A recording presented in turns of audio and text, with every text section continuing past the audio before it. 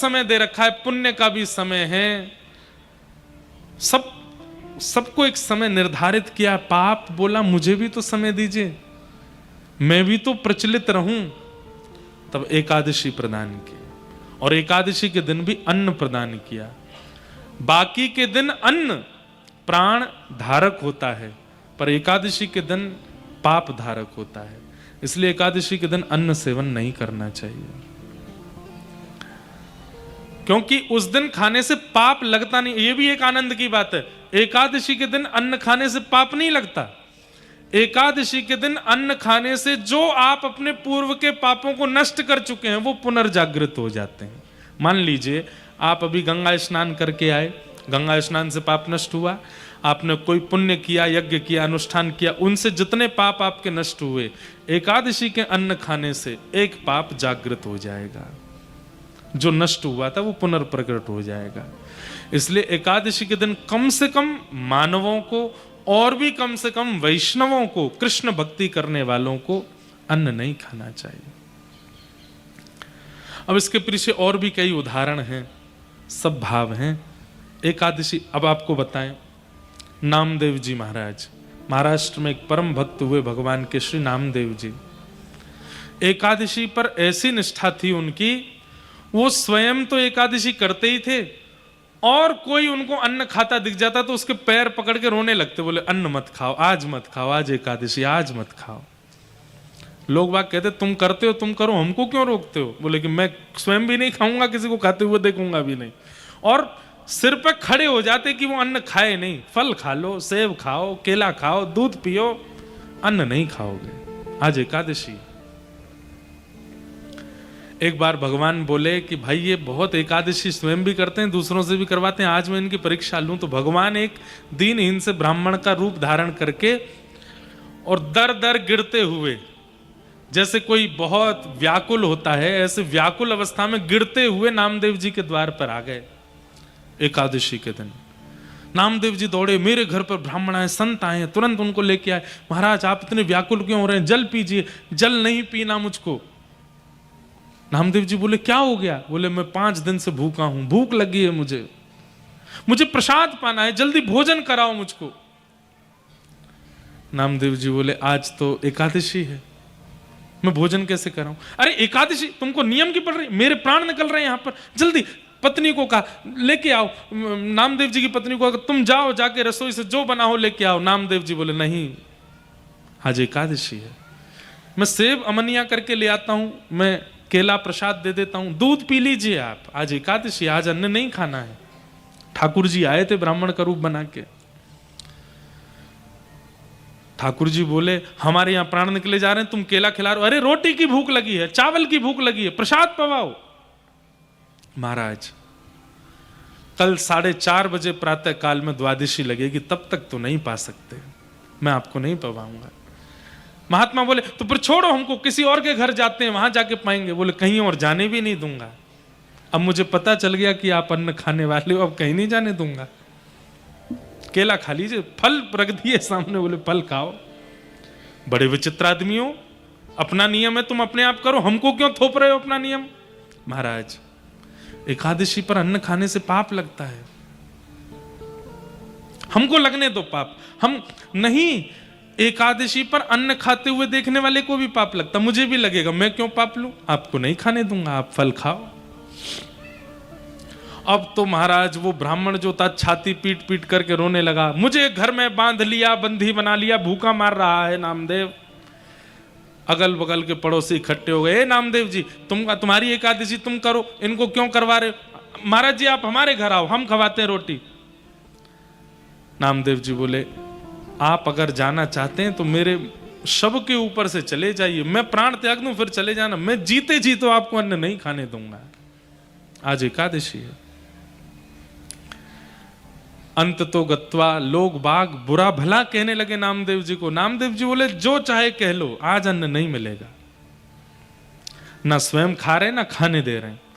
अंत में भगवान तो नाटक करने में बड़े ऊंचे हैं, जोर से गिर पड़े, हाय मेरे प्राण निकल रहे हैं, अब अन्न नहीं मिले तो मेरे प्राण चले जाएंगे। अरे नामदेव मेरे प्राण निकल रहे हैं, अब तो मुझ पर दया करो। केला खाइए ना, सेब खाइए, दूध पी लीजिए। अरे प्राण निकल रहे हैं मेरे, प्राण निकलने वाले को तो अन्न खिला सकते हो, कोई बात नहीं। एकादशी के दिन प्राण जाएंगे तो वैकुंठ ही जाओगे आप, कहीं और तो जाना नहीं आपको। ठाकुर जी ने ऐसा नाटक किया कि तड़पते तड़पते तड़पते उस ब्राह्मण भेष के मानो जैसे प्राण निकल ही गए। वैद्यों ने आकर के देखा तो नाड़ी बंद है, सांस नहीं चल रही, बोले तो पधार गए। गांव के लोग बोले धिक्कार है नामदेव, ऐसे नियम का क्या फायदा कि तू दूसरे के प्राण ले लेता है, बेचारे वो अन्न मांग रहे थे तूने नहीं दिया। नामदेव जी रोने लगे, मेरा अपराध है ना, मैंने तो एकादशी का मान किया, अपने घर में ही चिता बनाई और चिता में उन ब्राह्मण देवता को पधराया, अपने परिवार सहित चिता में जीवित बैठ गए नामदेव जी। बोले मैं प्राण त्याग, मेरी वजह से प्राण गए, मैं भी प्राण त्याग दूंगा, लेकिन एकादशी नियम की इतनी महिमा है वो मैं नहीं तोड़वा सकता। चिता में जैसे ही अग्नि स्वयं ही प्रकट की है, इतने में ही ब्राह्मण देवता, वो तो भगवान ही थे, उनको ताप लगा नीचे से, तुरंत उठ करके खड़े हो गए। लोग बाग डर गए और प्रेत आत्मा आ गई, लेकिन तुरंत ही शंख चक्र गदा पद्म धारण करके भगवान प्रकट हो गए, नामदेव जी को हृदय से लगाया। अरे मेरे नामा, मैं तो तेरी एकादशी निष्ठा की परीक्षा लेने आया था। तब सब गांव के लोगों ने प्रण लिया कि जब इनकी निष्ठा पर ठाकुर जी प्रकट हो सकते हैं तो हम एकादशी क्यों ना रखें। और उस दिन से फिर पंढरपुर में आज भी एकादशी सब करते हैं। हम कोई थोप नहीं रहे आपके ऊपर, पर प्रयास करो, कम से कम तिथि में एकादशी का तो पता हो आपको कि इस दिन घर में चावल तो भूल के भी नहीं बने, अन्न तो पाना ही नहीं है, प्रयास करो। अब हम स्वयं कई बार इतने ज्यादा प्रवास में होते हैं, हमसे गलती से हम भी अन्न पा लेते हैं, पर जब प्रवास में नहीं है, ध्यान में है, तो प्रयास करेंगे कि एकादशी रखें और चावल तो बिल्कुल नहीं पाने। एकादशी पर व्रत करने वाले व्यक्ति, एक प्रकार से व्रत करने से एक दिन की आयु बढ़ती है आपकी। एक दिन आप अन्न नहीं खाते तो एक दिन की आयु आपकी बढ़ जाती है। पर एकादशी के दिन व्यक्ति जब व्रत करता है तो उसकी एक दिन की आयु बढ़ती नहीं, वो ठाकुर जी को अर्पित हो जाती है। और ठाकुर जी कहते हैं ये सबसे बहुमूल्य वस्तु तूने मुझे अर्पित की है। कोई स्वर्ण चढ़ावे, चांदी चढ़ावे, धन चढ़ावे, कुछ भी चढ़ावे, लेकिन कोई व्यक्ति अपनी आयु ही ठाकुर जी को अर्पित कर दे कि मैं अपना एक दिन की आयु आपको दे, ठाकुर जी कितने प्रसन्न होते हैं उससे। इसलिए एकादशी व्रत करना चाहिए। मन की विचारों की शुद्धता भी उससे प्रारंभ हो जाती है। और तत्पश्चात प्रारंभ हुई रास पंचाध्याय की कथा। जो सबसे ज्यादा प्रश्न चिन्ह बना रहता है दुनिया में, भगवान का रास। बंधुओं, ये रास, रस और रास, ये दो शब्द हैं, बड़ा सीधा अर्थ है इनका। रस का मतलब क्या? आप ठाकुर जी के पास जाते हैं, ये रस है। पर आपकी प्रेम भक्ति से प्रसन्न होकर ठाकुर जी आपके पास आ जाते हैं, ये रास है। भक्ति के पथ का प्रारंभ क्या है? रस। और भक्ति के पथ का विश्राम क्या है? रास। मंदिर में रहते हो भगवन, कभी बाहर भी आया जाया करो। मैं रोज तेरे दर आता हूँ, कभी तुम भी मेरे घर आया करो। ठाकुर जी आपके पास आ जाएं, वो रास है।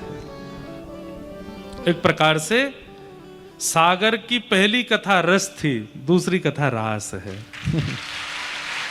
ये 6 महीने में जो ये 2 कथाओं का क्रम बना है, जो कि असंभव है, कहीं होता ही नहीं और आगे मुझे लगता हो भी नहीं पाएगा कहीं। ये दूसरी कथा तो रास है। पहले आपने निमंत्रण दिया था गिरधर लाल जी को, अब की बार तो मना करते करते गिरधर लाल जी अपने आप आ गए सागर। ये रास है। कई लोगों को तो पहले दिन कथा जब प्रारंभ हुई उसके 2 दिन पहले ही पता चला कि कथा फिर से हो रही है। एक कोई व्यक्ति आया, बोले मुझे तो लगा ये जनवरी वाले पोस्टर ही लग रहे हैं शहर में। बाद में जब तिथि देखी, अरे नहीं, फिर से कथा हो रही है सागर में।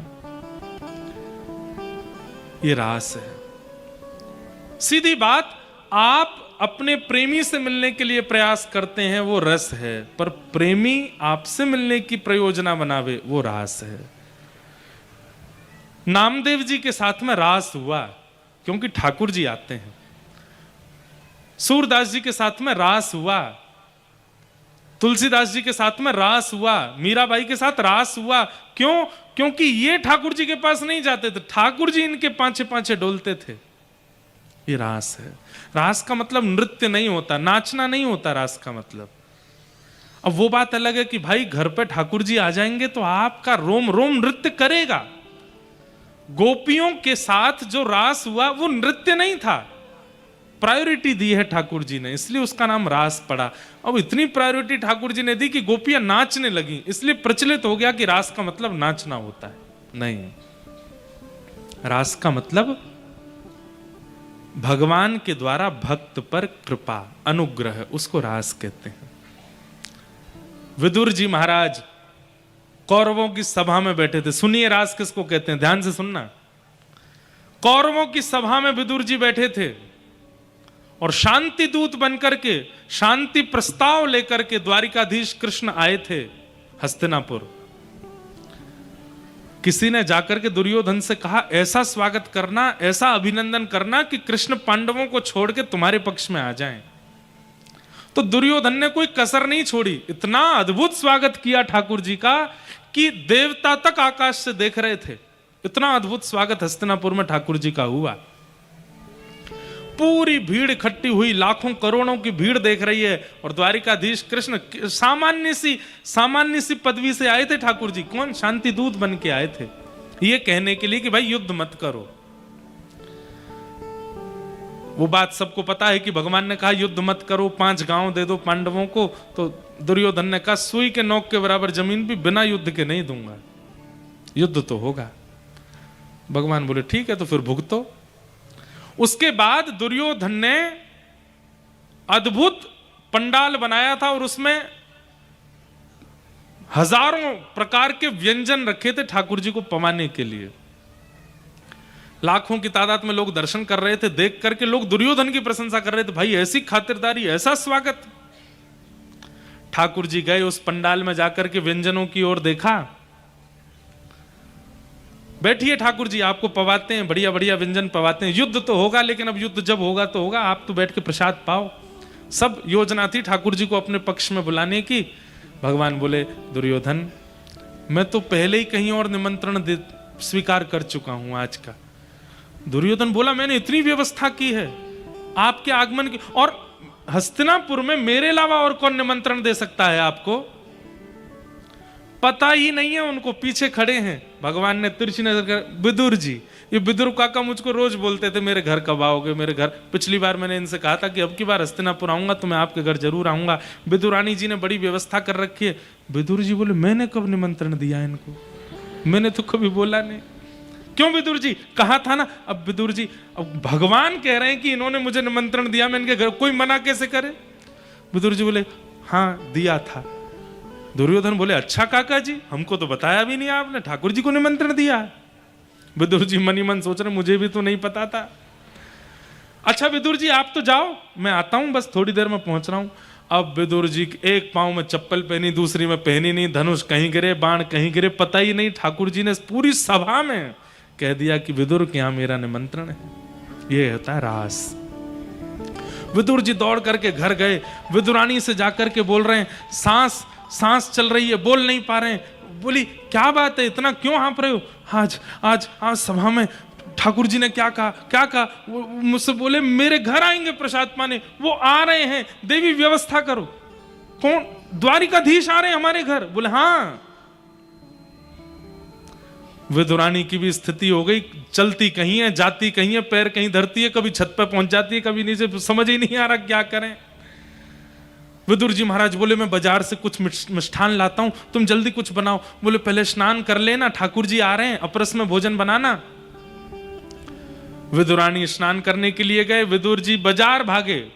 इतने तो ठाकुर जी पहुंच गए और द्वार पर जाके खोलो, खटखटाने लगे द्वार। कानों में शब्द पड़े, विदुरानी स्नान कर रही है, वस्त्र भी नहीं पहने हैं,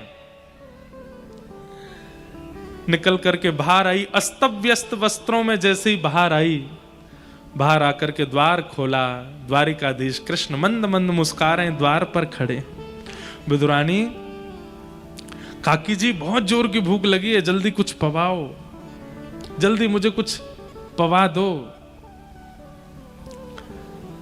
इसे कहते हैं रास, ये है रास। तू है सखी बड़ भाग बड़ी, नंदलाल तेरे घर आवत हैं। तू है सखी, गाइए सब लोग, भाग बिना ताली के गाओ, ऐसे ही गाओ।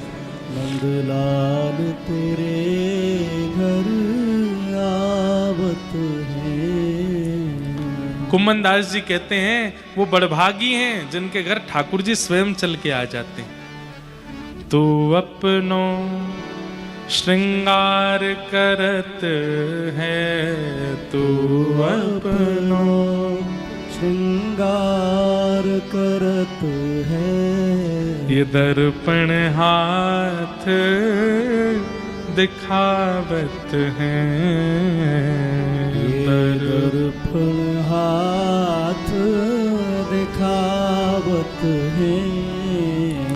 तू है सखी बड़ भाग बड़ी, गोपाल तेरे घर आवत हैं। तू है सखी बड़ भाग बड़ी, गोपाल तेरे घर आवत। और सब कोई इनको यश गावे, सब कोई इनको यश गावे। पर ये तेरो यश गावत हैं, ये तेरो यश गावत। अरे ठाकुर जी किसी का यश गावें, ये रास है। ठाकुर जी किसी के घर आ जाएं, ये रास है। आप अपने केश काट रहे हो, ठाकुर जी दर्पण दिखा रहे हैं, ये रास है। आप भोजन बना रहे हो, ठाकुर जी नमक पधरा रहे हैं, ये रास है। कैसे कैसे भक्तों के संग ठाकुर जी ने लीला की। जनाबाई, नाम सुना जनाबाई का? महाराष्ट्र में परम भक्ता हुई भगवान की जनाबाई। एकादशी के दिन पंढरपुर में इतनी भीड़ होती है, इतनी भीड़ होती है कि लाखों की तादाद में लोग दर्शन करने आते हैं। लेकिन रोज का नियम था कि शाम के समय नामदेव जी के घर पर कीर्तन होता था और कीर्तन में लाखों लोग नृत्य करते थे और ऐसी भावना थी कि उस कीर्तन में ठाकुर जी आते थे। एकादशी के दिन जब कीर्तन होता था ना, तो जनाबाई सबके आगे हाथ जोड़ती, आज ज्यादा कीर्तन मत करना। क्यों? ठाकुर जी पूरे दिन लाखों को दर्शन देते देते थक गए होंगे, कीर्तन जोर से करोगे तो आके उनको नाचना पड़ेगा, पहले से इतने थके हुए आएंगे तो और थक जाएंगे। सब लोग सोचते छोटी है, ये लाली है, ऐसी बोलती रहती है, इसके बोलने से क्या होता। जोर जोर से कीर्तन करते।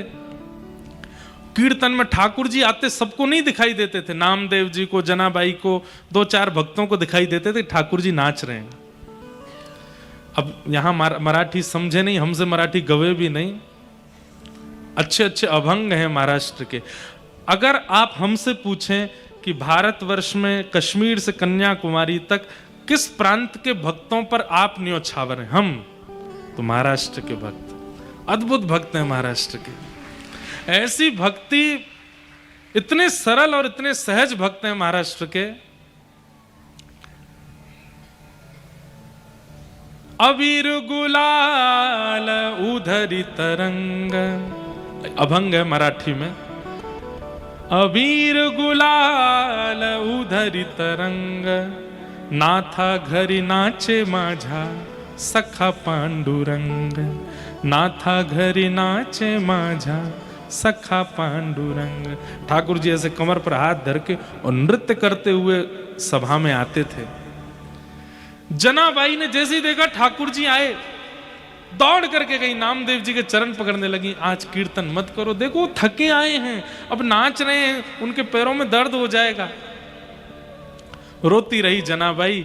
एकादशी का कीर्तन पूरा हुआ, रात भर रोती रही और ठाकुर जी के शिखर को दूर से देखते देखते डांट रही है ठाकुर जी को, मराठी भाषा में डांट रही है, तुमको समझ नहीं आता, आज एकादशी है फिर भी कीर्तन में क्यों आए, इतने थके थे फिर भी क्यों आना था आपको, इतना नाचे पैर में दर्द हो गया होगा। इतने में ठाकुर जी प्रकट हो गए जनाबाई के सामने। क्या बात है जना, इतना क्यों रोती है, आपके पैरों में दर्द हो रहा होगा, आप थक गए होंगे। ठाकुर जी बोले अच्छा ठीक है, नीचे बैठ गए और ऐसे टेक लगा के अपने दोनों पैर जना की गोद में धर दी, ले दबा ले पैर, तेरे को बहुत चिंता होती मेरी, दबा ले।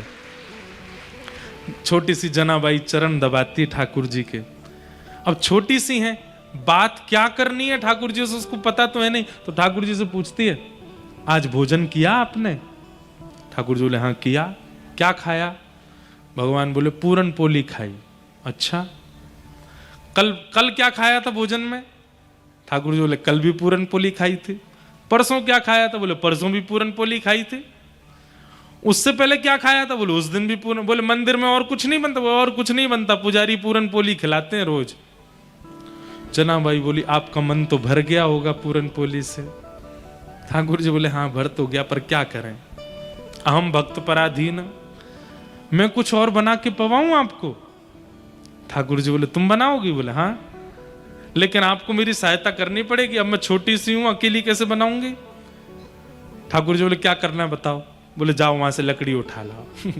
ठाकुर जी लकड़ी उठा के लाए, चूल्हा में लगाई। अब छोटी सी जनाबाई अपने हाथों से रोटी बना रही है। ठाकुर जी को बोली अब मैंने पैरों की सेवा कर दी, थकान कम हो गई, चलो आलू काटो। ठाकुर जी आलू काट रहे हैं। अब टमाटर मनिया करो। ठाकुर जी हम टमाटर मनिया कर रहे हैं। छौंक लगा रही है ठाकुर जी, हल्दी डाल रहे हैं, नमक डाल रही है, प्रेम से दोनों मिलके। और दूर खड़ी खड़ी रुक्मणी जी देख रही हैं, नेत्रों से आंसू गिर रहे हैं। इतना सुख तो हमको नहीं दिया कभी इन्होंने जितना सुख जनाबाई को दे रहे। ये रास है।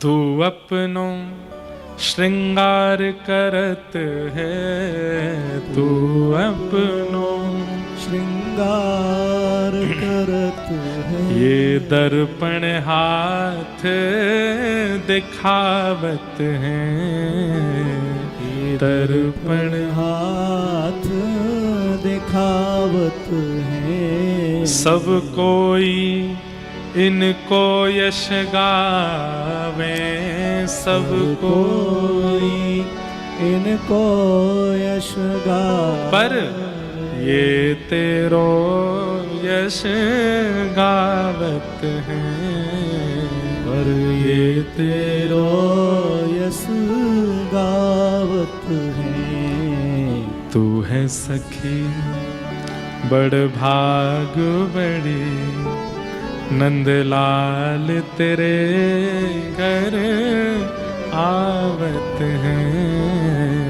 तू है सखी बड़ भाग बड़ी, नंदलाल तेरे घर आवत है। तो ये रास है।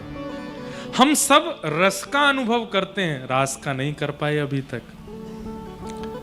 कोई पूछे नाम जप कब तक करना है, कथाएं कब तक सुननी है, कब तक इस स्थिति में रहना? बोले जब तक रास ना हो जाए तब तक।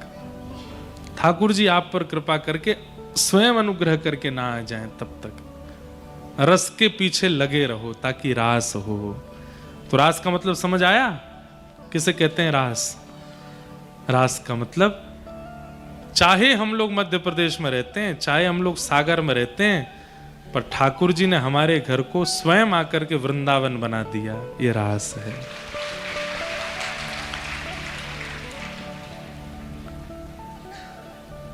गोपियों को भगवान पहले ही आश्वासन दे चुके थे कि शरद पूर्णिमा की रात्रि पर हम रास करेंगे, मतलब तुम्हारे पास आएंगे, तुमको हमारे पास नहीं आना पड़ेगा। और आज वही शरद पूर्णिमा की रात्रि प्रकट हुई। भगवान ने वेणुनाद किया, सब गोपियां अपने अपने भवनों से यमुना के तट पर इकट्ठी हुई। ठाकुर जी ने उन गोपियों से पूछा कि तुम क्यों आई हो? अब आमंत्रण निमंत्रण भेजने के बाद कोई पूछे कि क्यों आए हो, तो गोपियों ने भी ऐसा सुंदर जवाब दिया ठाकुर जी को। बोले पहले तो हमको आमंत्रण दिया, फिर वंशी बजा के हमको बुला लिया, हम सब छोड़ छाड़ के आ गए, तो हमसे पूछ रहे हो क्यों आई हो। हम इसलिए आई हो क्योंकि हमको पता है तुम नंद नंदन नहीं हो, तुम यशोदा नंदन नहीं हो। ठाकुर जी बोले तो फिर मैं कौन हूं। बोले तुम जगत नियंता जगदाधार त्रिलोकीनाथ भगवान हो और हम जीवात्मा हैं। जीवात्मा भगवान के समीप इसलिए आता है ताकि 84 लाख की योनियों में भटकना उसका बंद हो, इसलिए हम आई हैं आपके पास। ठाकुर जी परखना चाह रहे थे कि कहीं मुझे पुरुष दृष्टि में देख करके और स्वयं स्त्री मान करके ये किसी अन्य भावना से तो मेरे पास नहीं आई हैं। और गोपियों ने उसका स्पष्टीकरण कर दिया कि ना हम स्त्री हैं ना आप पुरुष हो, आप परमात्मा हो, हम जीवात्मा हैं। इस भाव से हम आई हैं। ठाकुर जी बोले हम आपकी भावना से, ये पूरा प्रसंग जो हमने अभी 2 मिनट में सुनाया ये 2 घंटे का है, पर हमने 2 मिनट में कह दिया है। गोपियों के साथ भगवान ने फिर रास किया। रास कैसे कर रहे हैं? प्रत्येक गोपी के पास जाते हैं, तुम को का बना के लाई, मैं तो तुम्हारे काजे बना के लाई, चल खवा दे अपने हाथ से। उसके हाथ से खाते हैं। किसी गोपी के पास जाके शरबत पीते हैं, जल पीते हैं, किसी गोपी के पैर दबाते हैं, किसी गोपी के श्रृंगार का अनुभव करते हैं। इतनी प्रायोरिटी ठाकुर जी देने लगे कि गोपियों के चित्त में मान आ गया, अभिमान आ गया। हम परम सुंदरी हैं इसलिए ठाकुर जी हमारे पास आ रहे हैं। क्यों? अब यह भी बात समझने की कि मान क्यों आया। क्योंकि गोपियां बिना गुरु के रास में गई हैं। गुरु कौन है? श्री राधा रानी। अगर ठाकुर जी आपके संग रास करने का मन बना लें, आपके घर आ जाएं और आपके ऊपर एक गुरु नहीं है, तो ठाकुर जी के घर आगमन का या ठाकुर जी की कृपा का आपको मान होगा, आपको अभिमान हो जाएगा।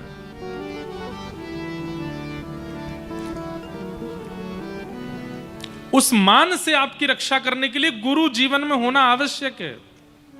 वो गुरु ही आपको मान रहित करते हैं। ठाकुर जी के सामने जब आप भोग पधराते हो अपने घर में, तो ठाकुर जी का मन होता होगा कि मैं कह दूं आज मेरो मक्खन खावे को मन है, ना एक मक्खन दे दो। लेकिन ठाकुर जी डर जाते होंगे कहीं मैं बोल गया, तुरंत फोन में वीडियो बना के सोशल मीडिया पर डाल देगा, सब जगह अपने पेपरों में छपवा देगा, मेरे घर के ठाकुर जी बोलते हैं। मान करेगा और प्रसिद्धि के लिए मान करके अपने भक्ति को नष्ट कर देगा। इसलिए ठाकुर जी बोलते नहीं, इसलिए ठाकुर जी हिलते नहीं, इसलिए ठाकुर जी चलते नहीं।